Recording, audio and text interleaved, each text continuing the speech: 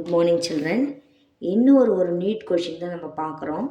Among the following which one is not homogeneous. நீங்கள் இந்த question பேப்பரை பார்த்தோன்னே ஃபஸ்ட்டு இந்த நாட்டை அண்டர்லைன் பண்ணிடணும். அவங்க ஹோமோஜீனியஸ் மிக்சர் எது இல்லை அப்படின்னு கேட்குறாங்க. ஓகேவா?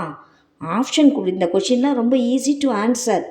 ஆனால் நீங்கள் பதட்டத்தில் இதெல்லாம் ரொம்ப ஈஸியாக தப்பு பண்ணிட்டு வந்துடுவீங்க. அதனால் நல்லா கவனிங்க. ஃபஸ்ட்டு இந்த நாட் அண்டர்லைன் பண்ணிவிடுங்க.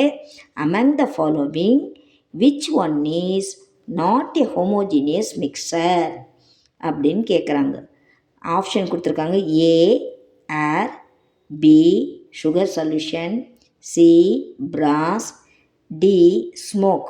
இப்போ ஏர் எடுத்துக்கிட்டிங்கன்னா ஏர் ஹோமோஜீனியஸ் மிக்சர், அதில் எல்லாமே இருக்கும் வச்சுக்கோங்க. அடுத்து சுகர் சொல்யூஷன், இதுவும் ஹோமோஜீனியஸ் மிக்சர். பிராஸு, இது காப்பரும் ஜிங்க்கும் சேர்ந்தது, இதுவும் ஹோமோஜீனியஸ் மிக்சர். ஹோமோஜீனியஸ்னால் நம்மளால் we cannot identify which one is solute, which one is solvent. Understood all of you? Throughout that solution it is homogeneous. That's why they are called homogeneous mixture. இங்கே which one is not a homogeneous கேட்குறாங்க. ஏராக பார்க்கணும். Sugar சொல்யூஷனும் கிடையாது, பிராஸும் கிடையாது, smoke எடுத்துக்கிட்டிங்கன்னா it is a colloidal solution.